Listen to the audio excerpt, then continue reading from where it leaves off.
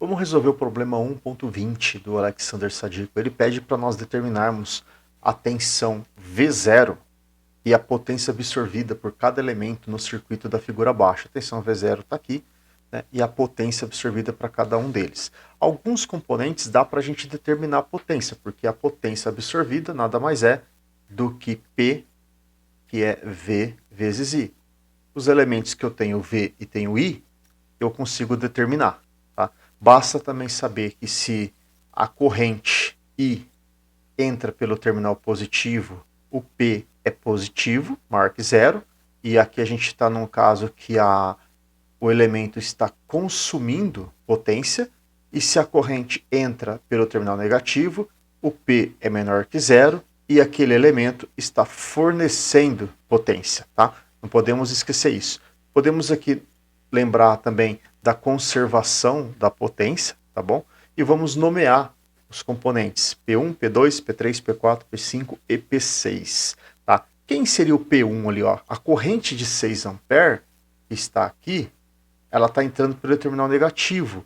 Então seria menos 6 vezes 30, que dá menos 180. Essa mesma corrente, o componente da potência P2 está em série. Essa mesma corrente de 6 está entrando pelo terminal positivo. Então a gente tem mais 72. Essa corrente de 6 A, ela se divide aqui nesse nó, né? Se divide em 3 partes. A gente pode calcular o P3. Lembrando que o P3, olha o que acontece com o P3. Vai ser mais 3 volts vezes V0. Eu não sei qual é o V0. Eu vou ter que usar do fato que a soma de todas as potências é igual a zero para calcular qual é o V0. Então vamos determinar o P4, que é a corrente de 1 A, passando pela tensão de mais de 28 volts. Então está aqui o ampere dá 28 watts.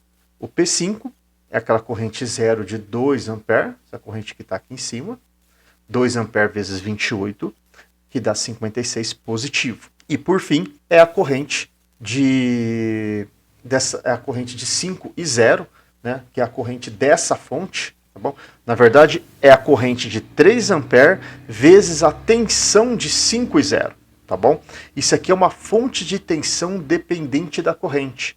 Tá? Aqui, até esse momento, no capítulo 1 do Alexander Sadiku, nós ainda não vimos com exatidão o que é uma fonte dependente. Nós chegamos a olhar que existe fontes dependentes. Mas vai chegar um momento que nós vamos resolver problemas com fontes dependentes da corrente, fontes de corrente dependente da corrente, fontes de corrente dependente da tensão, fontes de tensão dependentes da tensão, fontes de tensão dependente da corrente. Essa é uma fonte de tensão dependente da corrente. Qual corrente? A corrente 5 e 0. A corrente 0 é uma corrente fixa, é uma corrente de 2 A, que ela está lá passando por P5. Então aqui seria uma corrente de 5 vezes 2, uma corrente de 10. Então, depende do valor daquela corrente. Claro que se nós mudarmos algum elemento pelo circuito, a corrente do I0 também vai alterar, o que faz com que a fonte que está ali do elemento P6 também altere. Então, quando a gente escreve o P6, a gente escreve menos 3, porque a corrente entrou pelo terminal negativo da fonte, vezes 5 e 0. O I0 é 2. Então, isso dá menos 30 watts. Então agora a gente pode usar o fato da lei da conservação da potência para poder determinar o V0. Então a gente soma todas elas, do P1 até o P6, a gente vai ter aqui a nossa incógnita, que é o V0, e a gente chega que o V0 é igual a 18 volts. Então a gente determinou, uma vez que a gente sabe quem é o V0, a gente calcula o P3, né? Porque o P3 vai ser 3 vezes 18. Vamos fazer aqui no canto, 24 vai dar 54. Então, P3 é igual a 54 watts. E com isso, nós encerramos esse problema.